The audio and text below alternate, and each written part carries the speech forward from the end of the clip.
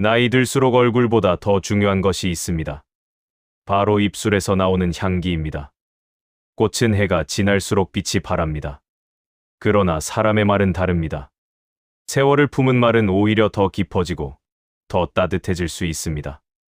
인생의 후반에 접어들수록 우리 주변에 머무는 사람들의 수는 줄어들지 모르지만 남아있는 관계는 훨씬 더 귀해집니다. 그 귀한 관계를 지키는 것은 결국 말의 향기입니다. 첫 번째, 조언이라는 이름으로 던진 말이 상대에게는 화살이 될 수 있습니다. 그건 이렇게 하는 거야. 내가 살아보니까 알아. 그 말이 떠나간 자리에 무엇이 남았는지 생각해 보신 적 있으십니까? 오래 살았다는 것은 분명 축복입니다. 수십 년을 살아오며 몸으로 부딪히고 눈물로 배우고 시행착오를 통해 쌓은 경험은 그 어떤 책에서도 찾을 수 없는 귀한 지혜입니다. 그 경험을 나누고 싶은 마음은 지극히 자연스럽고 아름다운 것입니다. 그런데 때때로 우리는 스스로도 모르는 사이에 그 귀한 경험을 잘못된 방식으로 전달하고 맙니다. 상대가 아직 말을 채 끝내기도 전에 그거 내가 다 알아. 그건 이렇게 해야 해 라고 치고 들어가거나 아직 아무것도 묻지 않은 상대에게 먼저 그러니까 내 말을 들었어야지 라고 말하는 것. 혹은 자녀의 선택에 대해 그게 무슨 생각이야. 그렇게 하면 안 돼 라고 단정 짓는 것들이 그러합니다.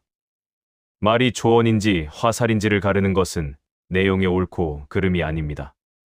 아무리 옳은 말이라도 아무리 좋은 의도라도 그 말을 상대가 원했는가 원하지 않았는가 바로 그 한 가지가 모든 것을 결정합니다. 누군가 먼저 어떻게 하면 좋을까요?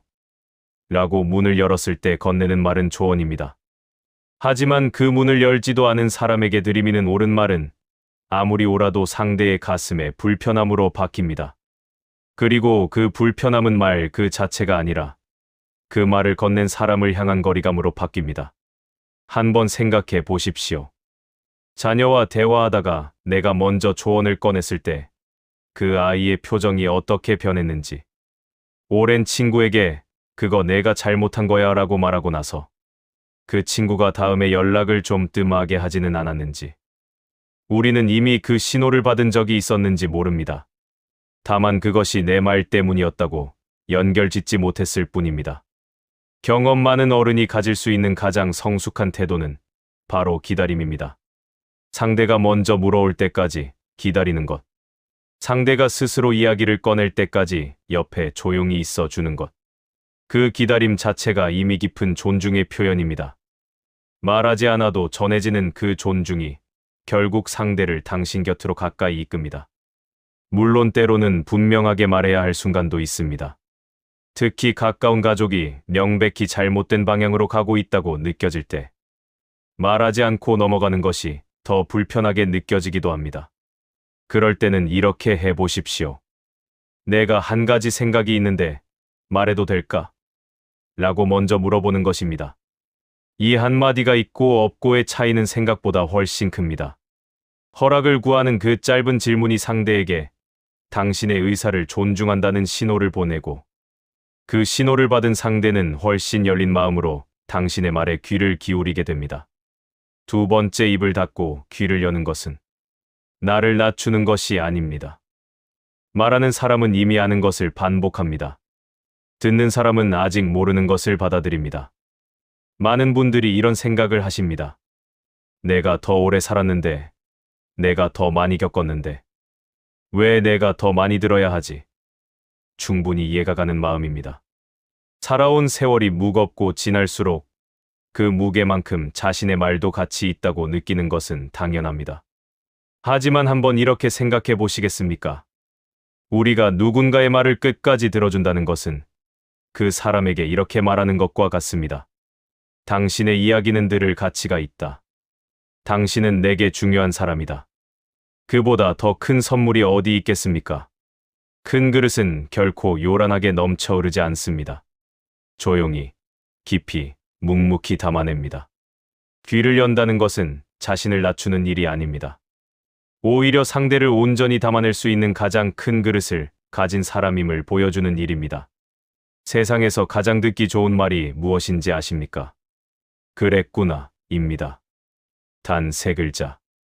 그러나 그 3글자 안에는 나는 지금 당신의 이야기를 온전히 받아들이고 있습니다. 라는 깊은 공감이 담겨 있습니다. 그 말 하나가 1시간의 조언보다 상대의 마음에 훨씬 오래 남습니다. 진짜 듣기는 다릅니다. 상대의 말이 끝난 뒤에도 잠시 침묵을 유지할 수 있는 것. 그 침묵이 어색하지 않고 오히려 따뜻하게 느껴지는 것. 그것이 진짜 경청입니다. 많이 힘들었겠다. 그 마음이 얼마나 복잡했을까라는 짧은 말로 상대의 감정을 먼저 받아주는 것. 그것이 품격 있는 대화의 시작입니다. 자녀가 직장에서 힘들다고 털어놓을 때 먼저 그래서 어떻게 할 거야? 라고 묻기 전에 많이 지쳤겠다. 말해줘서 고마워 라고 먼저 말해 보십시오. 3번째, 나 자신에게도 예쁜 말을 건네야 합니다. 내가 뭘 알아? 이 나이에 무슨 소용이야? 나는 왜 이것밖에 안 될까? 혹시 오늘도 스스로에게 이런 말을 건네셨습니까? 우리는 남에게는 함부로 말하지 않으려 조심하면서도 정작 자신에게는 너무 쉽게 가혹한 말을 던질 때가 있습니다.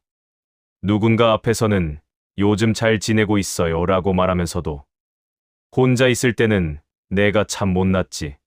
내가 그때 그렇게 하지 말걸이라며 스스로를 끊임없이 깎아내립니다. 나를 깎아내리는 말 습관은 조용한 독입니다. 그 독은 당장 표가 나지 않습니다. 하지만 쌓이고 쌓이면 어느 날 표정이 되고 목소리의 기운이 되고 결국 주변 사람들에게까지 전해집니다. 스스로를 힘없다고 여기는 사람의 눈빛은 상대방도 느낍니다. 자신에게 예쁜 말을 건네는 사람만이 남에게도 진심으로 예쁜 말을 건넬 수 있습니다. 자신을 사랑하는 사람만이 남을 진심으로 사랑할 수 있는 것과 같습니다. 내 안에 따뜻함이 가득 차야 그 따뜻함이 자연스럽게 흘러넘쳐 주변 사람들에게 닿을 수 있습니다. 반대로 나는 오늘도 잘 살았다. 이 나이에 이만하면 충분하다. 나는 나름대로 최선을 다해왔다 라는 말은 향기입니다. 그 향기는 먼저 자신을 살리고 그 다음 곁에 있는 사람들에게로 조용히 퍼져나갑니다. 당신이 살아온 세월은 이미 충분히 아름답습니다. 이제 그 세월 위에 향기로운 말 한 방울만 더 해보세요. 조언 대신 따뜻한 침묵을, 자랑 대신 진심 어린 고개를, 그리고 스스로에게도 날마다 작은 위로 한마디를. 남은 생은 분명 그 향기만큼이나 따뜻하게 흐를 것입니다.